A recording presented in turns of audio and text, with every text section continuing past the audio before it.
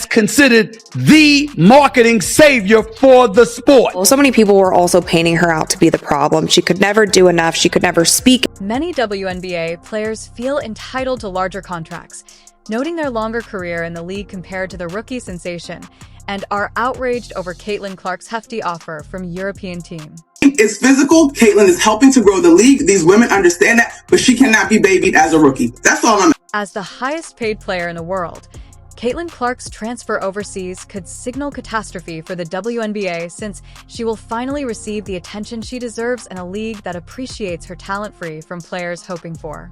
Here's the reality. It wasn't what it is. The quality of basketball may have been up to snuff, and you had somebody as popular as Sher. Why would Caitlin Clark continue to play in a league when even her own teammates turn against her after hearing about the viral eye poke incident? Nalissa Smith was spotted laughing with DJ Carrington. Ow! Oh, I'm sorry. You poked me in the eye.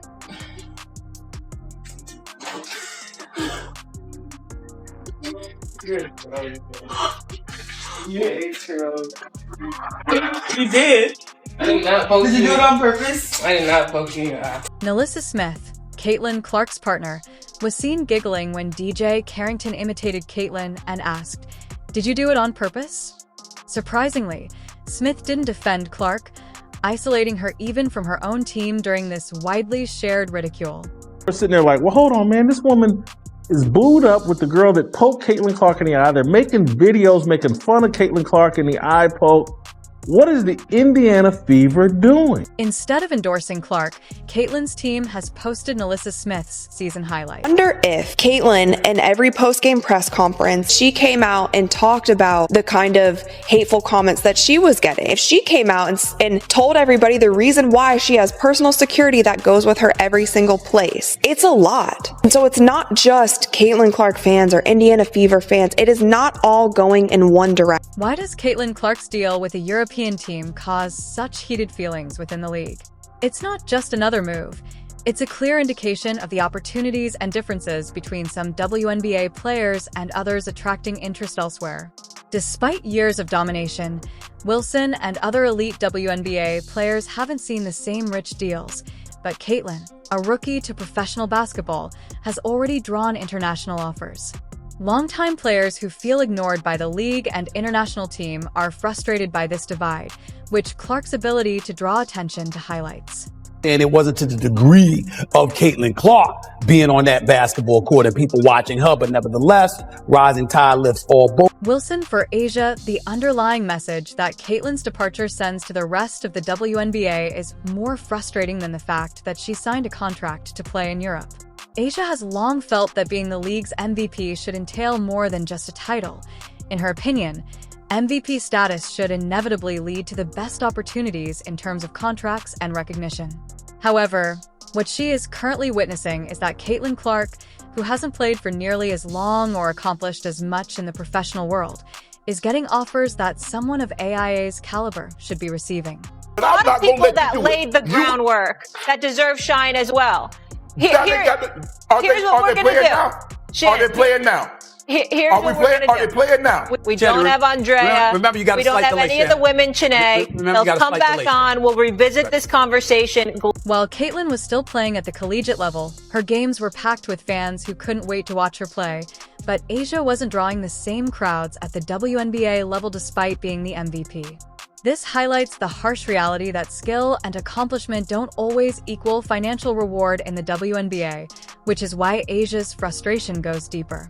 12 million people are watching ESPN for a game. If that game was on CBS, they probably would have had 25, 30 million people. It's no secret that DJ Carrington despises Caitlin Clark. The two athletes have a history together. Carrington's hostility reached a breaking point during the notorious eye poke incident, which left Caitlin with a black eye rather than expressing regret for her conduct. Carrington made the decision to make fun of Caitlin, which increased their conflict. This public act of contempt wasn't an isolated incident. Rather, it was a sign of a longer-standing animosity that Carrington had for Caitlin. No one would even know her name, Nalissa Smith, if she played on any of the other 11 teams. She was the second overall pick 2 or 3 years ago in the WNBA draft. Decent player, but no one would know. She played with Caitlin Clark. People know her name. She has no gratitude. She has no respect. She can't tell her girlfriend, hey, we ain't doing that. Carrington is a gifted player in her own right, but she hasn't been able to attain the same level of fame or success as Caitlin. This has led to a sense of resentment that was only made worse by the eye poke incident. Carrington's resentment probably stems from the fact that Caitlin has become the face of women's basketball in a way that Carrington hasn't been able to. Caitlin's quick ascent to fame seems to be a personal slight, as though her own efforts are being disregarded in favor of someone who hasn't made the same sacrifices. The most watched WNBA games in over 2 decades. What does that tell you? That tells you that before Caitlin Clark came along, it wasn't nearly as popular. It doesn't mean it wasn't growing in popularity over the last 2 to 3 years. But 3 years ago, WNBA was an afterthought. The way Carrington appears to enjoy Caitlin's misfortunes rather than offering an apology for the injuries is very concerning. Carrington made light of it, making fun of Caitlin in a way that implies she likes watching her suffer. This kind of behavior is personal more than just professional rivalry. Caitlin has had to deal with Carrington's obvious animosity and disregard for her throughout her time in the WNBA. Following the EY Pook incident, Nalissa Thomas has sided with DJ Carrington in their mutual animosity of Caitlin Clark. Nalissa was observed giggling with her girlfriend at Caitlin's wounds, demonstrating a total lack of empathy for her comrade player. The fact that Nalissa and Carrington found amusement in Caitlin's injuries is startling, especially coming from someone who ought to be a professional athlete. It also points to a bigger problem in the league. Thing above board. It doesn't matter what Nylisa Smith does. She can go out and mock our meal ticket, the best player in the league, the person that's making us all rich. The WNBA is meant to be a place where players support one another and work together to elevate the league, but instead Caitlin is dealing with open animosity from her peers. This creates a toxic environment where players are actively working to tear each other down in addition to competing against one another. Beyond simply being an on-court mishap, Caitlin's injury grew to represent the animosity she encounters from players like Nalissa and has been impacting the WNBA well before this year. This is not a new thing. Sure. This is, and in that way, I do think Caitlin's being used as a pawn. Caitlin didn't bring citizens to the WNBA. Caitlin Clark's frustration extends beyond her interactions with other WNBA players to her own team, the Indiana Fever. In professional sports, a team is supposed to represent a safe and supportive environment where players are united in a common goal, winning games and achieving success together. It's about trust, collaboration, and solidarity, especially during difficult times. However, Caitlin's reality with the Indiana Fever has been anything but supportive. Instead of rallying around Caitlin, who was obviously the victim of a physical injury, the team failed to publicly defend her or even acknowledge the situation in a meaningful way. All those who think it's funny, could you imagine if it was the roles were reversed? If Caitlin Clark and 2 white girls made a video mocking it, what the reaction would be? I mean, let's just be honest. I don't want to go, what about Favre? But what about Favre? Caitlin, this must have seemed like a betrayal since not only were her efforts ignored, but her own team appeared more concerned with honoring the accomplishments of others than defending one of its best players. This situation raises significant questions about the team's internal dynamics. If a player like Caitlin, who has brought so much attention and value to the WNBA, isn't receiving support from her teammates and coaching staff, it indicates a much deeper problem. Teams are supposed to form a bond that supports players both on and off the court, but in this instance, Caitlin's teammates and staff have chosen to remain silent or concentrate on other players, which sends a clear message that her contributions to the team and personal well-being don't matter as much as they should. The lack of support Caitlin encountered isn't just about one instance. It speaks to a bigger problem within the team culture. For any athlete, especially one of Caitlin's caliber, feeling alone or unprotected by your own team can be emotionally taxing. Say she's lucky this UConn team isn't healthy.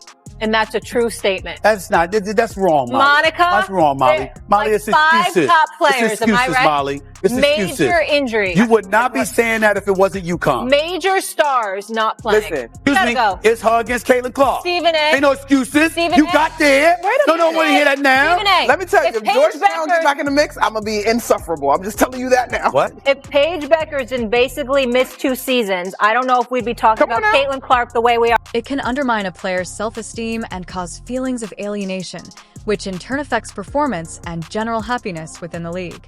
It also makes Caitlin wonder if the WBA, and more especially the Indiana Fever, are the best places for her to pursue her career. After all, why would she stay in a situation where her own team doesn't seem to support her? Caitlin's decision to think about playing in Europe is further complicated by this incident. She might find herself in a more encouraging and courteous team atmosphere in addition to perhaps earning more money and seeing less animosity from other players.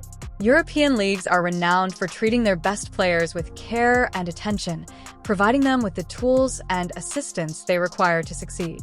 For Caitlin, the Indiana Fever's lack of support may be the last push she needs to take action. It came by people that were sitting on this network. They tried to minimize her, saying, well, you giving her all this credit. What about the women that came before her? What the women came before her, what they did cannot be taken away. That ain't got nothing to do with Caitlin. Losing someone like Caitlin, who is able to attract new fans, might be a severe blow to the WNBA, which has traditionally struggled to compete with other major sports leagues.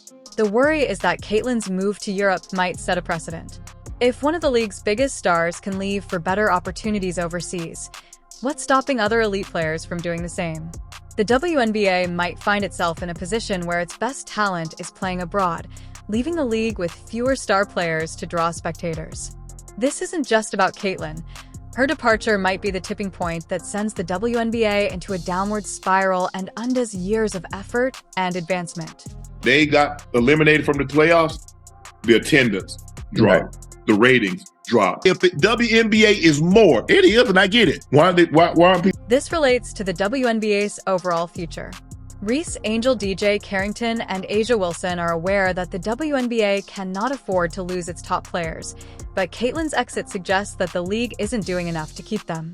The WNBA, which has spent years attempting to grow its fan base, boost viewership, and establish itself as a significant player in the world of professional sports, may suffer long-term repercussions from Caitlin Clark's choice to join with a European team. One of the main players promoting that expansion was Caitlin.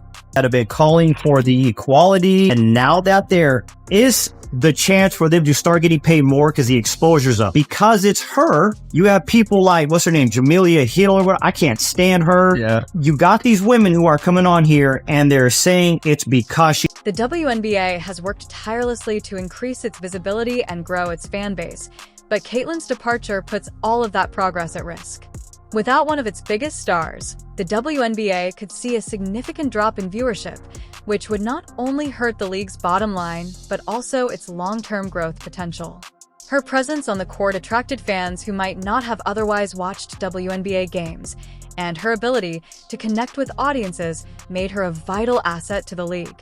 To have to deal with what everybody else has to deal with over Twitter. We're special. We're tall women who occasionally make layups. That makes us special, and we deserve a special level of... There are numerous WNBA players that have animosity toward Caitlin, not just a select few. Harbor resentment and jealousy toward Caitlin despite the fact that she has done more to raise the league's profile than almost anyone else.